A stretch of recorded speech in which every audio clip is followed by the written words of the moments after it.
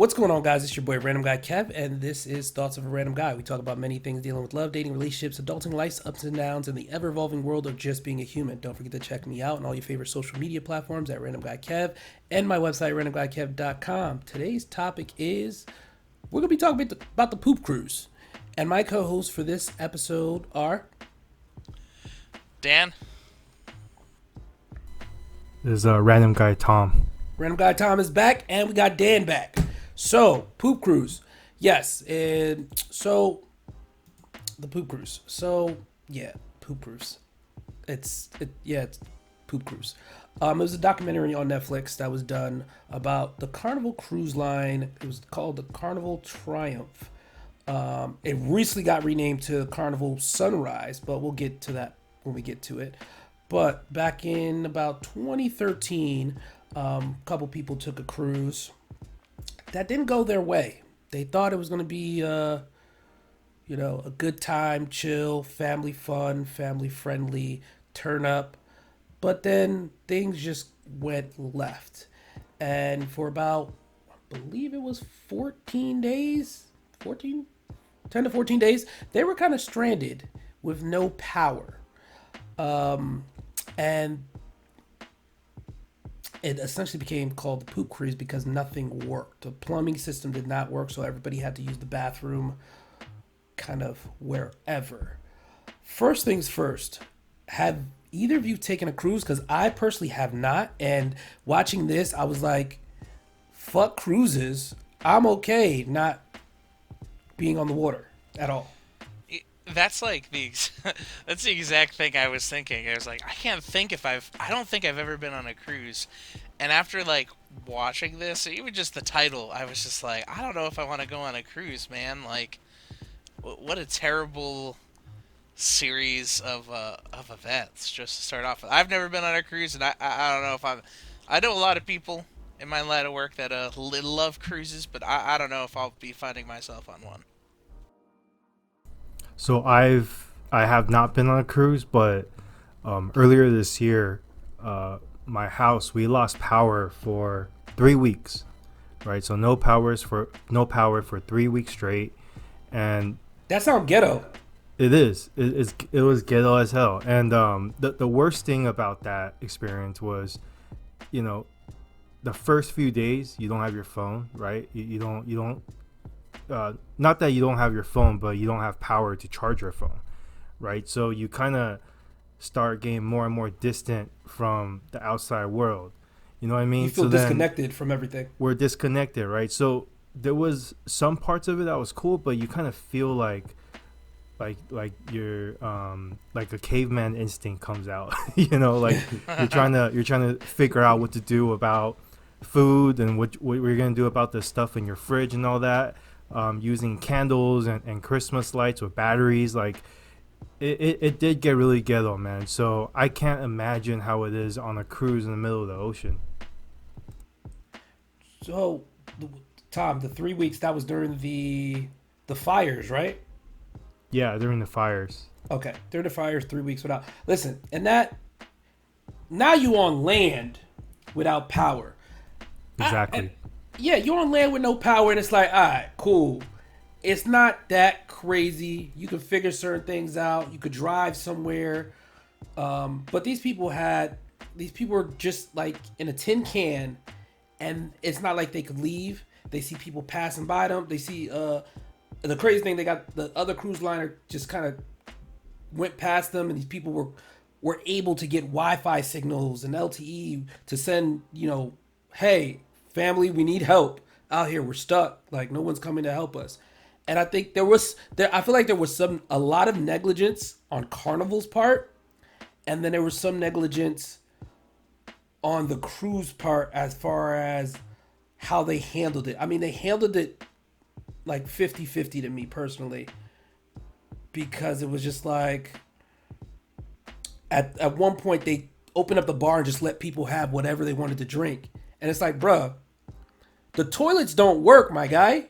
You got people, you got them eating sandwiches and lettuce, and you giving them free booze right now. And you think they're not gonna want to use the bathroom? You think people are not gonna fight because there's no AC, it's cold as fucking here. I mean, it's hot as fucking here, and it's like, come the fuck on. For me personally, if I was on a cruise ship that lost power and I was with family, I don't I I don't know how I would handle it. I think it's a hard thing to handle, especially with if it's not just you, it's a couple people. If it's just you, I feel like you would do your own thing and figure it out. But if it's you and people that you kind of, you have to protect, then it's like, all right, I got to make sure these people get food, these people get water, and that we're safe. We have like a middle space where we can be safe at, because again, they had no cell signal, so there's no access to anything to find your missing people. What are your thoughts on that, guys?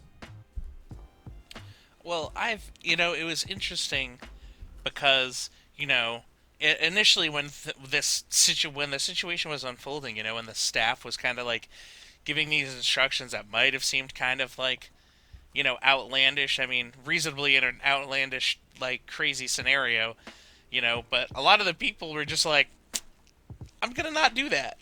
Then like, Yeah. I don't think I'm gonna do that. You're gonna make me, go poop in a bag? Like, I ain't gonna do that. That's crazy. There was a couple people that didn't poop in the back because they found working bathrooms. That too.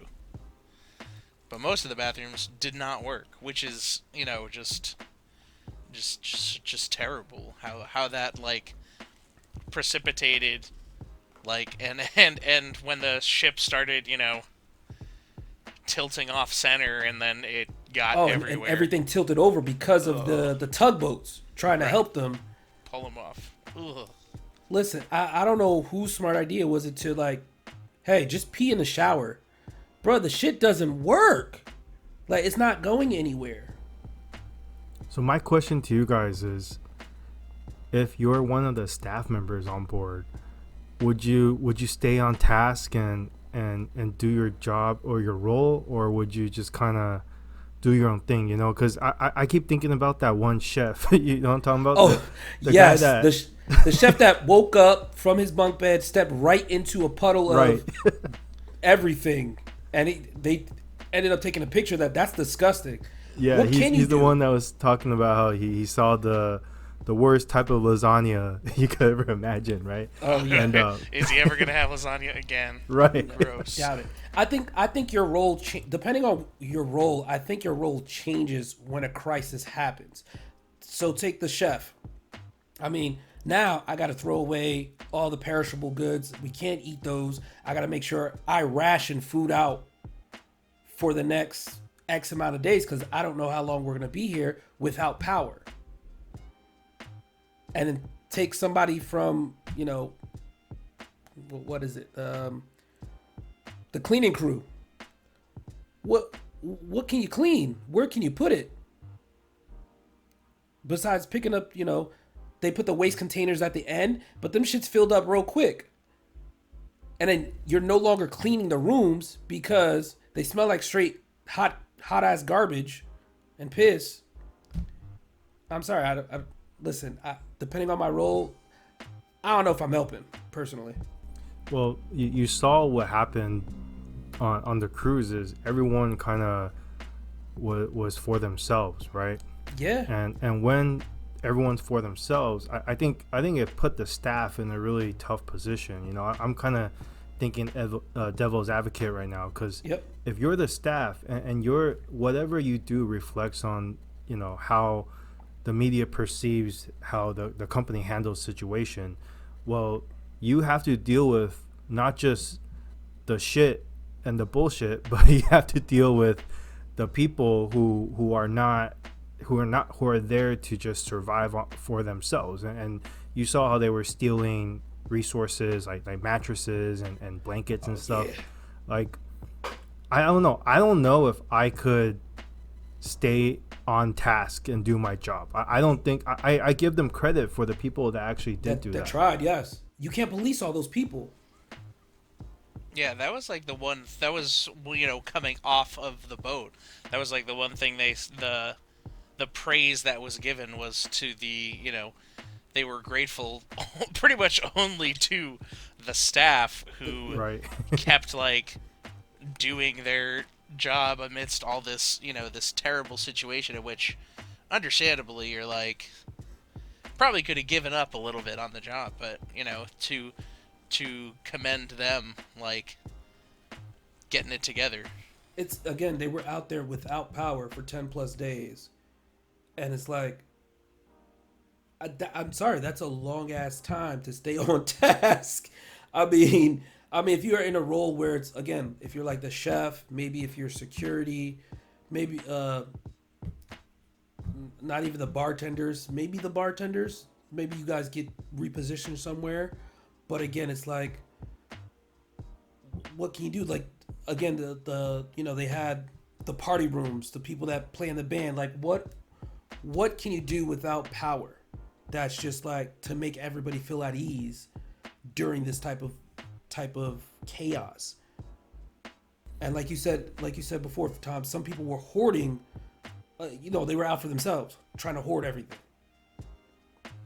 Yeah, yeah. The thought of just not even having, you know, showers and toilets. I mean, you're kind of stuck in this like, what like, uh, not post-apocalyptic, but just in that kind of environment, right? Where no one, there's no rules, there's no structure, and so yeah, man, like I don't know if I was a passenger, if I would have done any different though. Like I'm criticizing them a little bit with what happened, but at the same time, like if I see that clean mattress, I mean, I'm not sharing with you guys.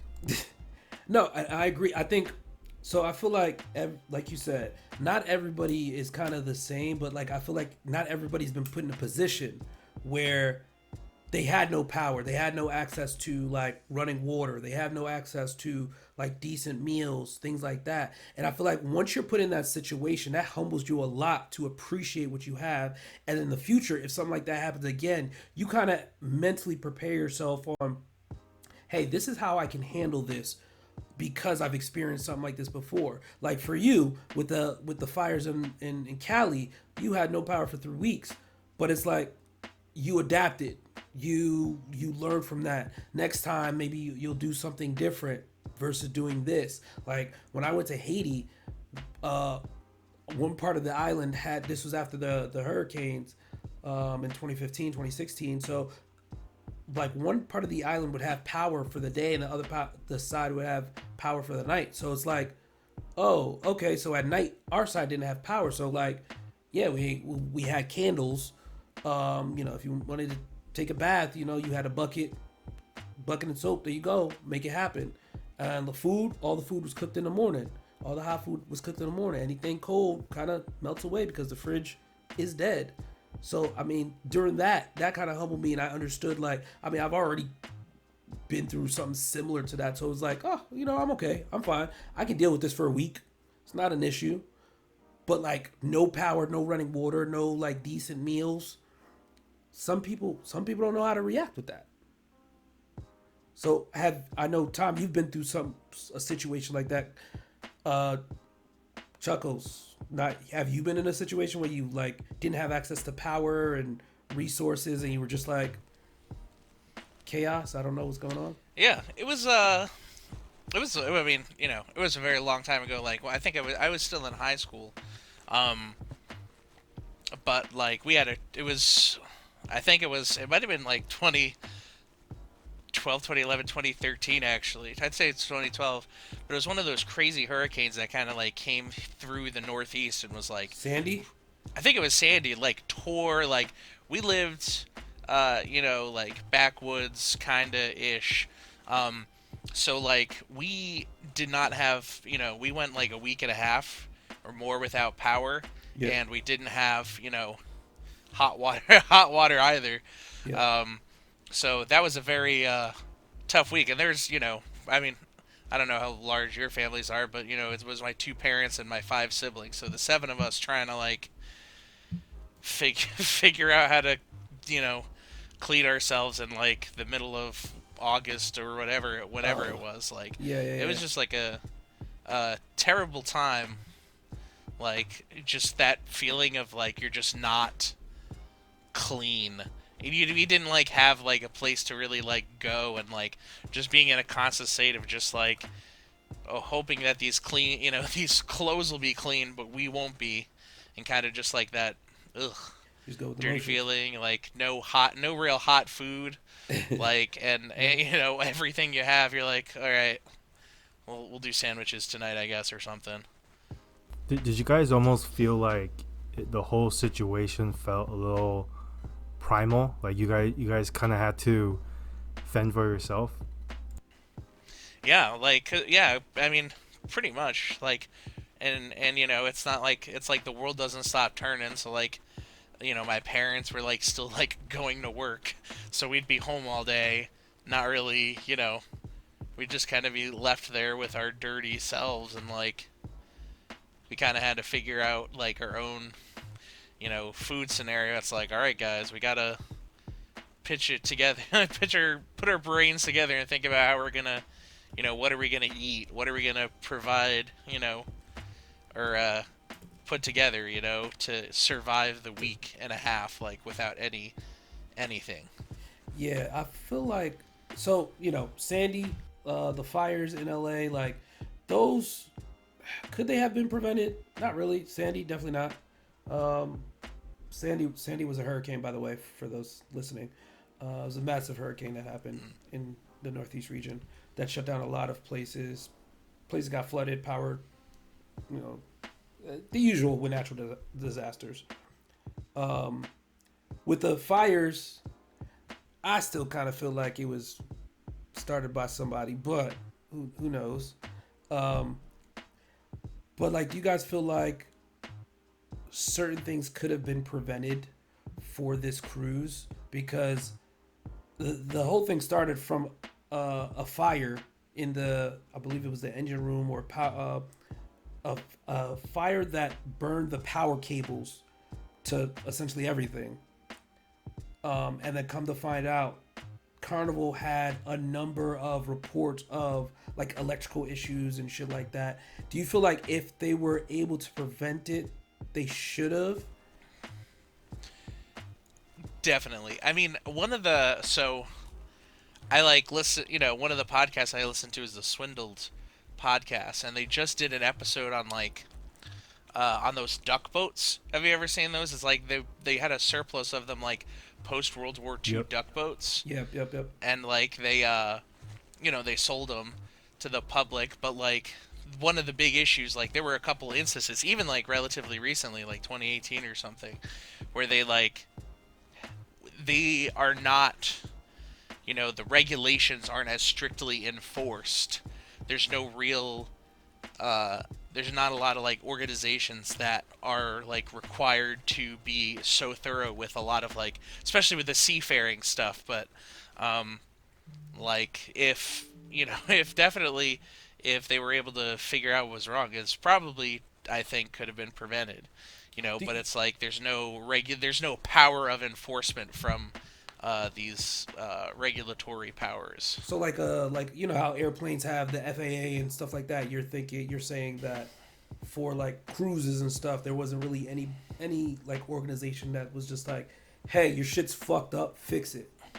Right. It might be out, they're like they do have them, but they But it's don't not. necessarily have any like power to actually enforce. A lot of the times they're just like with the duck boats, they were just like, all right, here's this thing that like happens. Okay, here's recommendations that we're making to anybody that owns them. Here's what you should do, but we can't, they couldn't like force anybody to do anything. But I'm not 100%, sure, Yeah. there may be some regulatory body out there, but probably I'm pretty sure that's changed now. yeah, But back then, yeah, it definitely had to. There was way too much too much to not have that like change. So if you guys were to hear like, hey, the ship I'm going on has had a number of different issues, would you guys still book it, or say, oh, it doesn't happen often? I'm just gonna go with it. I wouldn't book it for sure. So like, I probably would agree. Like if I knew, especially if it was like something that was like catastrophic like happened, I would be very not inclined to uh, risk it for the biscuit. But So also, I my feel like whenever we do take trips, I think after this, personally, for me, if I was to take a cruise, I would have to research a shit ton about that ship and make sure that the name of the ship hasn't been changed or it's been refitted and shit like that. Because, yeah, you could put paint over shit and change the name, but at the same time, it still may have those issues. And it sounded like Carnival cheaped out. They were just like, they failed inspection for this, but we're gonna keep going. Or had these fire and power outages before. That's fine. Let's just keep it going. I think that's cool. so my answer to your original question was like, would could they have prevented it somehow, or did a better job? And the thought I'm having right now is like, you know, a lot of things could happen on a cruise, just like on a flight, just like on anything, right? Yep. But why isn't there in this? I know this happened in 2013, but why isn't there a better emergency evacuation protocol for that, right? Like you knowingly you're going into the ocean with 4,000 passengers, and I know this is an example of like the worst case scenario, but like in 2013, I mean, I'm pretty sure we had a ton of like ferries or like, you know, Emergency planes or ships that could whatever. have picked them up. Right, yeah, like there's I don't think there was ever a good reason for them to be stuck out there for that long. Yeah, agreed. I mean, 4,000 people is a lot of people. I mean, Yep. I would think that the adjustment from here on out should be, okay, the ratio of attendees plus the amount of resources for each and every one of them for evacuation should be adequate enough. Because what I saw, and I don't know if I'm being a little insensitive to say this, but what I saw from this cruise and then comparing it to like something that happened in Titanic, like it doesn't seem like we advanced that much in disaster protocol with cruises, you know.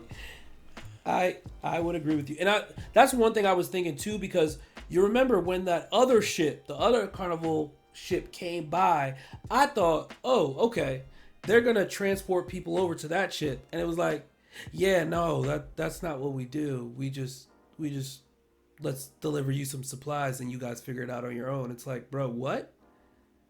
Because I think that's kind of like you said. I think that's weird that by this time, 2013, we don't have certain technologies or certain protocols in place for situations like that. And there's like a shit ton of ships that constantly go out like this, Carnival cruises and Norwegians and all this. And it's like, you telling me this is the first time something like this happened and you guys don't have something in place? There's absolutely no excuse anymore, because now that we have Starlink, we better not hear of any issues like this. I guess 2013. You say that, but we're still gonna continue hearing about these issues. I think so too. That's why I have not a lot of faith in in this whole thing. But I would think that you don't have that much excuses anymore now that Starlink, you could access the internet from anywhere. Yeah, and like now they're pushing out the satellite feature on everybody's phone. So hey, even if you don't have a signal, you'll still connect to satellite, and then you can still get help. I think that all these people should have been compensated appropriately, and appropriately, I mean everybody should have got a bag from this, something, because that dealt with my mental health, that fucked up my life, stress, depression, everything. Yeah, it was But crazy. Like they wouldn't, like they tried. That guy was like, "Oh yeah, this is gonna be great for the lawsuits," and then they because when everybody like purchased their tickets, they essentially when purchasing it were like, there's no guarantee of like any sort of experience. We don't guarantee that you're going to get to your destination. We don't guarantee you're going to like have a place to sleep, any of that stuff. Like yep. when they said that at the end, I was like, That is like just so. I just that's too much. Essentially a terms and conditions of, hey, you're signing up, but we don't have to protect you. We don't have to make sure you have somewhere good to sleep. We don't have to make sure you get fed. We don't have to make sure you drink water. We are just the transport. That is it. We don't have to do anything. It's like, bruh, what kind of fuck shit is this? What did I say? I mean, a lot of us don't read it anyway. And that lawyer was trying to get everybody a bag, but I think a lot of it settled. And I try to look up like what the settlements were for some of the people. I can find it, but like some people, at the end of the documentary, people got a free pass to another cruise ship, and then $500 on top of it. I ain't never. I feel Going like back. that's a smack in the face. I ain't never going back. Hey, come try our other cruise where you can also hopefully not have the same experience. I ain't going back. Like, Tom, what's your thoughts on that? I mean, it is what it is, man. Like, you can't recover from that. You like $500 a person is insulting for what was it, 2 weeks? Yeah, 2 weeks. It damn near was 2 weeks. Yeah, that's. I mean, I saw a list somewhere. It was like, a refund, 500, future cruise that I'm definitely not gonna cash in. I might try to flip it. Reimbursement to transport home. That was all they got. Everybody got reimbursed for their travel. Bruh, still no. I think the compensation was wild because like I don't give a fuck about the voucher for a future cruise. I'm never taking this cruise line again. It's the same thing with planes. If I have a bad experience on a flight with somebody, I'm not taking that. It's with any business. Any bad experience, listen, I'm going to your fucking competitor. Fuck you entirely. I'm out of here. And for you to just give me, that $500 cash and then a voucher and then reimburse me for my travel, I don't know. I feel like I'm entitled to millions. Personally, I feel like I'm entitled to millions. But now that it's been a couple years, and I think in 2019, I believe it was 2019, where they spent almost $100 million to fix all the problems with that ship, and then rename it. What if they allowed you, what if they covered your fee for that for 2 weeks? You could be on this for 2 weeks. Would you do it?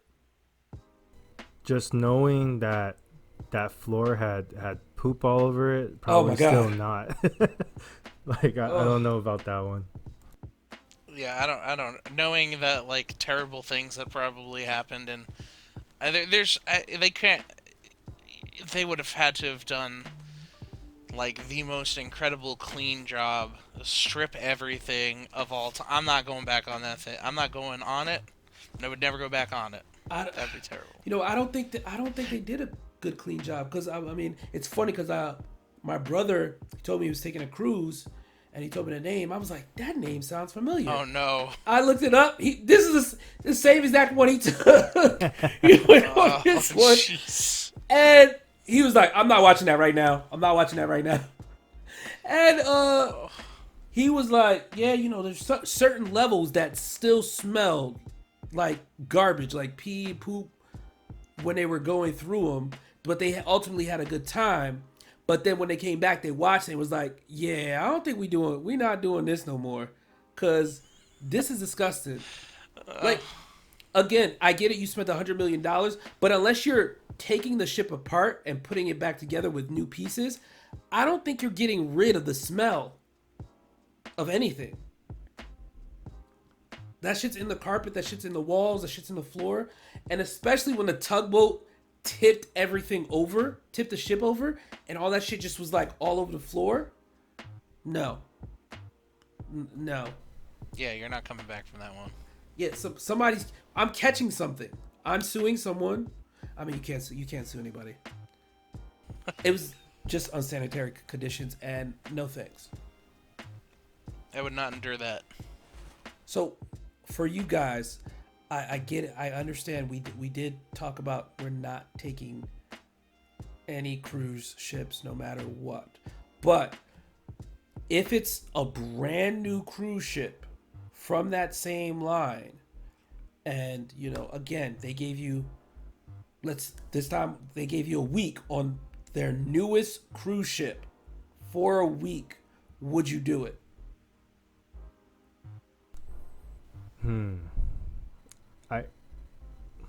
I'm gonna let you go first, man. If I was a survivor from the from the tragedy, I don't know if I would. I part of me would feel like I'd want to, but is what's the company like? I don't know. I don't know if I could trust them anymore. Like, I feel like an experience that bad.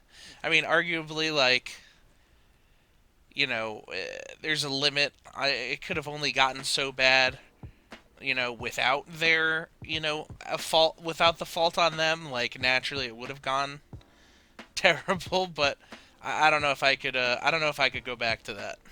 Even if it was on a new ship, I don't know if I could trust that company again. Maybe the real question is, how will we prepare to be on a cruise ship in case something like this happens? Like I think we have to go into it 2 steps ahead. So you're saying, hey, even though I'm going on vacation, let me be prepared if there's some type of situation like the poop cruise, so it doesn't affect me and my people. Yeah. Like for example, we saw what happened on the poop cruise, right? People were stealing mattresses.